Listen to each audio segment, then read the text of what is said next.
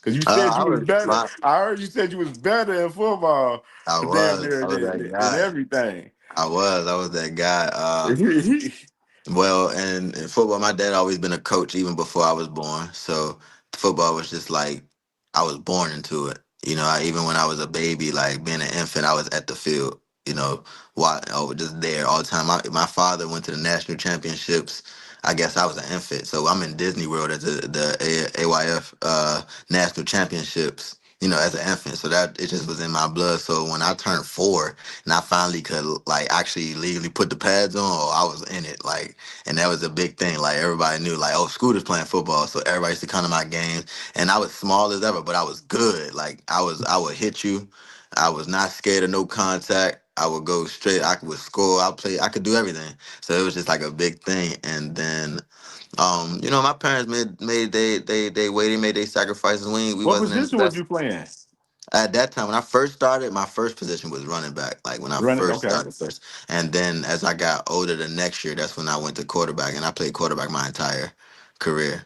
Uh, Jeez. I played quarterback. I played middle linebacker. I was a small on the team, but I played middle linebacker. So that should tell you, like, oh no, I was striking. Like, I was Yeah. striking. Like, Facts. you come straight through them A gaps or B gaps. I was striking 100%. It didn't matter. With all 60, 70 pounds of me, I was I was striking. But How long yeah, did you play ball? Play football? how long? How long I actually didn't. you play football? I stopped playing football. I think when I was about 12, 13, like right before high school. Okay, right before high Right, school. right, yeah, right before high school. It was like that was where it was like I had to make that decision where it was like what I was gonna put my all into. Like, you just it's a different that's a different way. Boxing and football go different ways. In football Absolutely. you gotta bulk up, you gotta do these lift weights, you gotta do certain things, and Yeah. it's 2 a day. It's different, and boxing is a different lifestyle as well. Absolutely. So it's like it was there, here and there, you know. And my father was the one that ended up saying, I'm a box. I wanted to play football. He asked me what did I wanted to do. I'm like, I want to play football. He was like, nah, you gonna box. And I cried like hell. I cried. But now looking at it today in hindsight, like he made the best decision. Cause he told me he Absolutely. was like, you're gonna be special in boxing. Absolutely. And of course, man, I heard you mention before that, you currently coaching youth Yeah. football out there in DC, man. Yeah, So I do it. talk Yeah, talk a little my bit dad about still, that. my dad's still coaching, and I'm a assistant offensive coordinator with him. I think this is my 4th year coaching. I had them since they were 6. They're 10 now. They actually Okay. just Y'all we, been we building actually from the ground up there. yeah, nah, yeah, football is in my blood. Like we really live this. Like Absolutely. so, even if I'm doing boxing, like no, it's still I'm right there in it. And we actually just came back from Virginia Beach, and we just beat the number 3 battle team in the country. Mm. So like, and we not even battle. So actually, we played the number 1 team this weekend in Atlanta. So we about to test our skills. So I'm excited, but. Uh, yeah, I coach football, giving back to the kids, giving my time because Absolutely. they look at me as like, everything. I'm the shiny toy that's around our box. You know what I'm saying? I'm young. I'm the young coach, so I'm everybody's favorite coach. You know what I'm saying? I got all the swag and charisma, and they want to do all the handshakes with me, and I'm just a hype man. Be So. turning up with them and Right. everything. Right. If I Turning them and up. they listen to me a different type of way because like Right. me, you know what I'm saying? So Yeah, they they can believe relate. everything that I say. Like because they see what I'm doing on Instagram or they see me with all these followers. They like, that's you, Coach? Like, yeah, Coach Scooter. That's what they call me, Coach Scooter. And it's like, yeah. And so when I tell them about hard work and dedication and working and outworking and that, like their eyes like this, they looking like they really believe in me. So it's amazing just to see and be able to impact, the youth kids. And I feel like that's gonna be my covering as well, giving back, for free. I Absolutely. don't get paid for this, or we don't. My time is free. So just doing these little small things for these children, you never know what what I'm saying, what can impact them and what I'm saying, what lane of life they can go down because you said this one thing to them. So it definitely is a great thing that I'm out there and they give me motivation because I know I have Right. the youth watching me. You know what I'm saying? So I got to be a certain type of role model for them. And what I'm saying, not even just in football, just in life. So Absolutely. mm, Absolutely. Because even myself, because I'm from Cincinnati. okay, So Up here myself, I cover high school football here heavy. Okay. Like where I've been doing, several interviews with high school coaches, high school, Mhm. student athletes out here and everything. So where I'm building with them, to where I cover high school, I go to a different game each week and cover, Wow. a game each week and everything up this way. So Hmm. I definitely, look at these kids now growing up, far as, coming up, they got everything good because in high Hmm. school now they got they're easy to promote themselves and Hmm. everything and stuff. So I But love this. I these kids love now, they myself got extending camps my and platform to rankings and them. stuff. It's crazy. They Yeah. like we didn't have this when Like, we was going on. They got highlights of these kids be having full on cameramen and all these. yeah. I just be like, wow, this is so much different than when I came Man, up. I come up from the VHS era. Yeah, that's it. I say, and you with older the than me, tape, so we you had know this. it's crazy. And I ain't played ball in at least like 10 years. So it's like it seemed like the game and everything around it evolved in 10 years. You know what I'm saying? So it's like wow, you just see, Absolutely. it, and in the next 10 years it's gonna evolve again. So it's like wow, it's crazy. Facts, Just facts. the life is just continue to go, and the circle of life is gonna continue to go and go and go. It's crazy. Absolutely, man. So let me ask you, so what's your favorite college team? Alabama. I'm an Alabama fan. You I Bama love. fan? Okay, Yeah, okay, I'm a Bama okay. fan. I love. I rock with Ohio State. That's my Okay, yeah, guys. yeah, yeah, yeah. I'm From like, yeah, Ohio. the I rock with Buckeye. Ohio State. Yeah, My like actually, and my we got god even brother my actually guys. went there. We got a Buckeye podcast. I run with my guys every Mm. Thursday. So we be Wow. talking, Okay. Buckeye ball and the whole college football landscape every Thursday. Well, You know what I thank mean? y'all for So Terry McLaurin. Thank you. Appreciate you. man. Appreciate you. Jay, I saw you that, so I was gonna ask you that too. I know you rocking with the Commanders for sure Yeah. since it's in DC. Absolutely. Yeah, yeah. How you Absolutely. think? Thank you. How you think y'all gonna do this year, man? With JD, man, over there, man. His second year. I think we're gonna still have another good year. We're definitely gonna have over 10 wins for sure. I don't know exactly me. We just happy to be on the winning side because we've been losing for Absolutely. so long. You know what I'm saying? So I'm just happy the fact that we can even say we got a winning record, and we definitely got a promising franchise quarterback. So I'm excited, man. He got Yeah, the he city a on fire. dog, man. Yeah, I've he been got the city covering on him, fire. watching him when he was at LSU, and just seeing his progression from college and going into like year one. Like I surprised he played that well, like year one for real. Like I was He like, surprised damn, he me. blew I me didn't think away he was with gonna that. play that good, but yeah, man, he's a magic man. That's what I call him. Yeah, that's where they got the whole, like the whole narrative. Like, is he gonna have this sophomore slump this year and Yeah, because he everything? did. It was too good. It was crazy. It was just I think because we played each other today, so I mean yeah, that yeah, first drive, Jaden he didn't really have to do too much because y'all done ran the ball. yeah. See up there at 70 yards on the first drive. I'm looking at my defense like, what are we I ain't gonna lie, doing? but What that's are always we? been Cincinnati. Nobody's That's always been tackling. Cincinnati problem. Cincinnati problem always been their defense. Like y'all gonna put up points. Even when we played y'all Monday night. Last year, it Yeah, was a yeah, shootout yeah. It was a last year. shootout. We couldn't stop each Yeah, other, but that's always how it is with Cincinnati. They gonna put up points, and it's either their defense is always downfall. Hundred facts, percent, man. 100%, 100%. Facts, man. So getting into like so what tell them what year did you start boxing and what year, what age? I started boxing in 2008. Well, going into 2008, I was 6 years old, and then I turned 7. So it was 2008, and then it went 2009.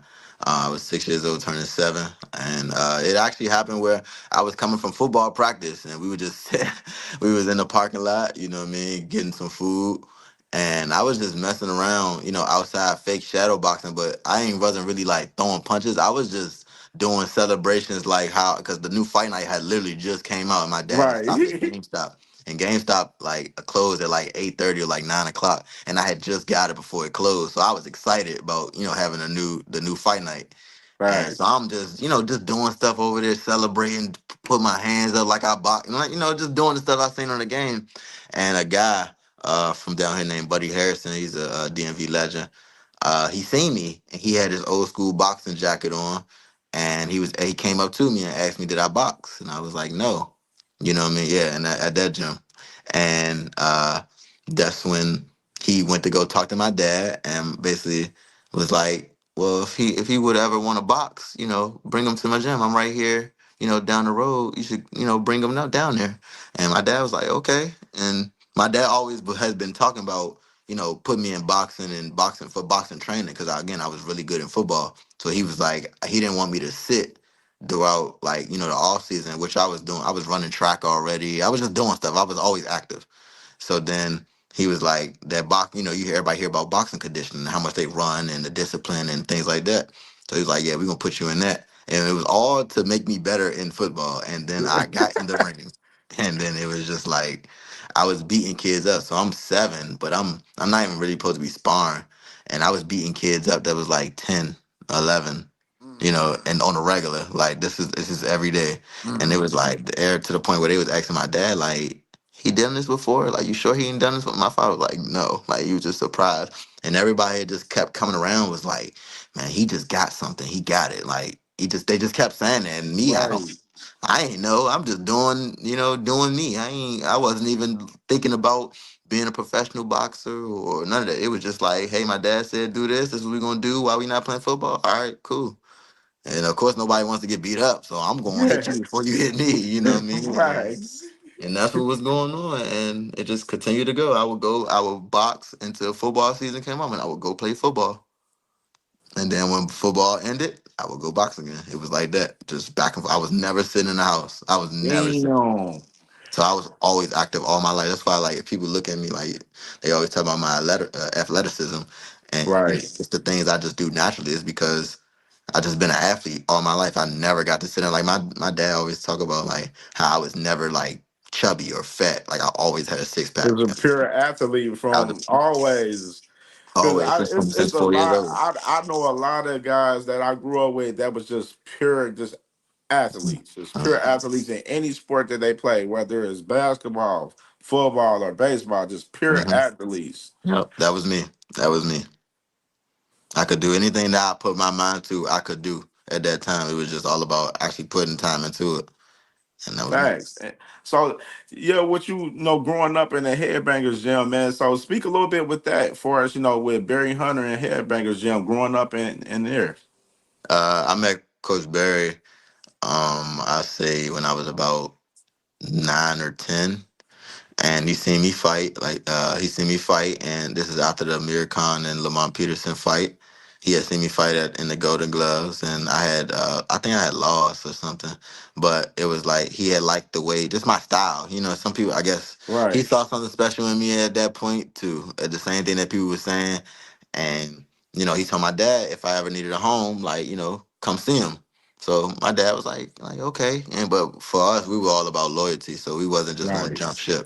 So I was with my same trainer until he finally told me like he couldn't train no more. He had to work. He didn't have the time anymore. So it was like we needed a trainer. So it was like, well, Barry did say if we needed to go somewhere, and then we went to go headbangers, and it was crazy that like when we went up there, just like we was doing it like a college visit, like we was going to gyms to see. And the Right. first the first gym I went to was headbangers, and the day I went and I opened the door, it was just Barry in there, just by himself, listening to his music. And it was like, and now in hindsight, like on a Friday, it was a Friday night. Like on a Friday night, Barry is not in there. Like he's never in there on a Friday night because this is the last day. All the pros train in the morning. The kids don't go in there on Friday. So it was like I was wondering why he was there, but I mean now I'm wondering why he was there. But now I just look at it like it was destiny. You know what I'm saying? Like I was supposed to see him. He was supposed to meet me, and everything that happened, was not a coincidence. It was destiny. It was written. So, and it went from there. Absolutely, absolutely, man.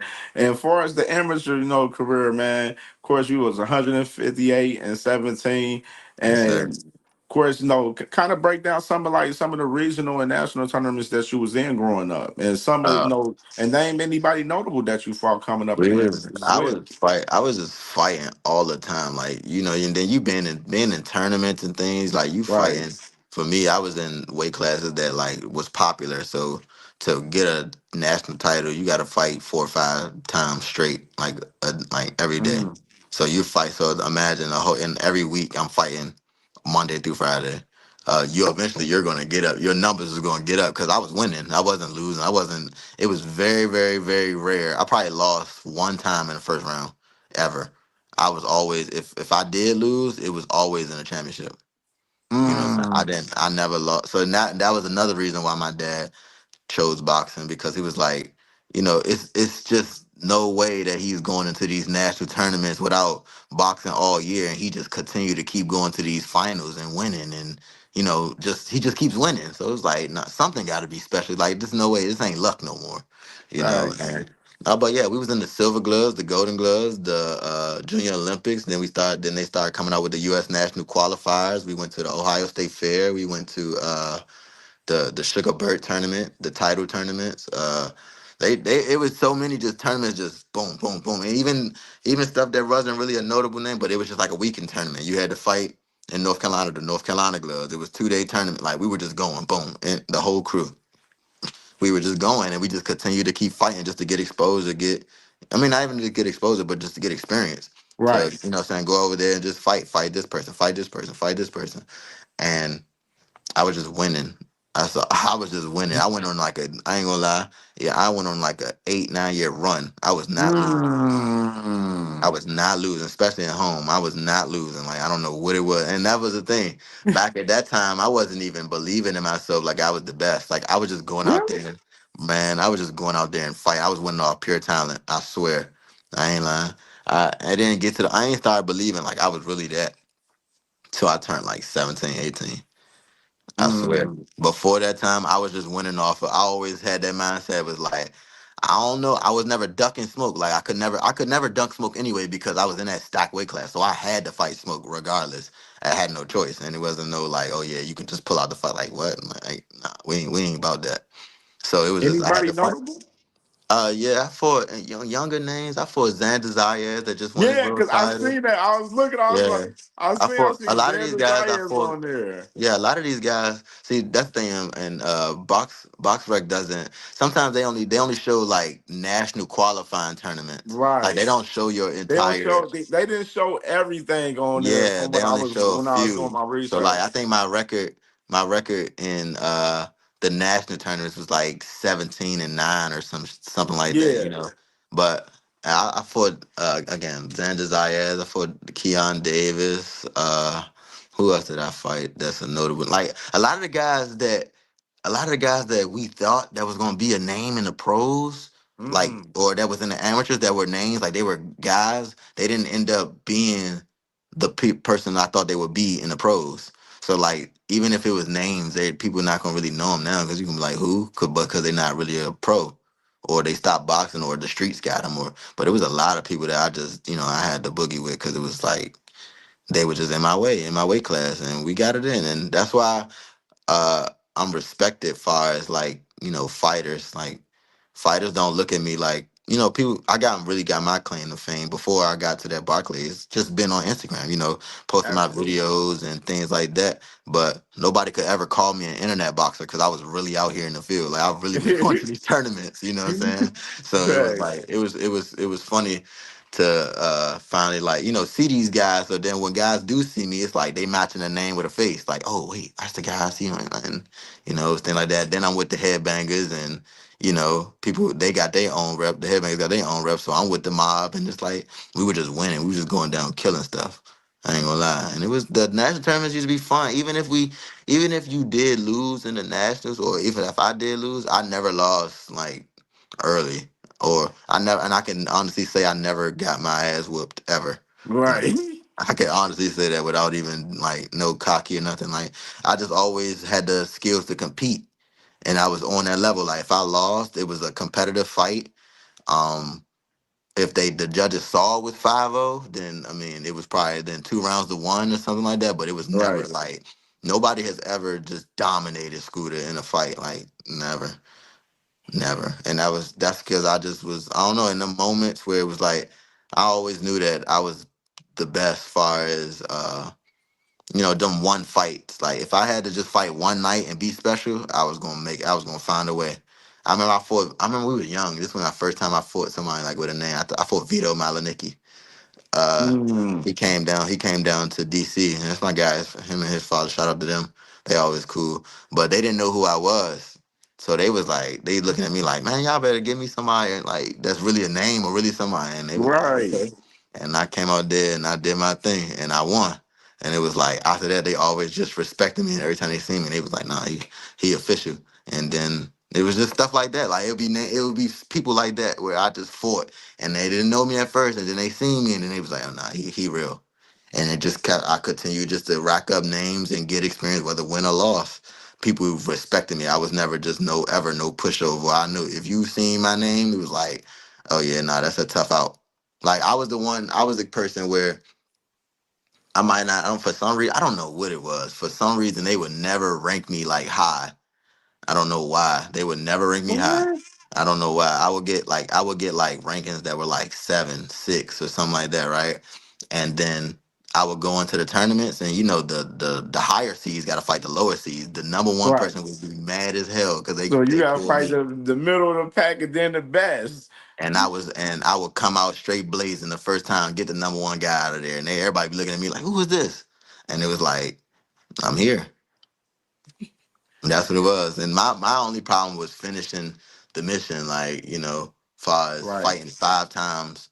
And now my body's starting to get tired. I'm been fighting for all week, and then now I don't give that my best performance that last fight, and that was the championship or something like that. And it was stuff like that. Oh, I have an injury and I gotta aid the injury. It was stuff like that would always Right. hinder me from winning, all the time. But if that wasn't the case, man, I always knew like if it was a big fight, it was a name, like them number one fights or them number twos or whoever the who's was, I got up for that. And I always would show out. And that's what was going on, man. It was great. Facts, facts, man. So getting into the pro career, man. So of course, you know, let me pull up, you know what I'm saying? You know I gotta do it.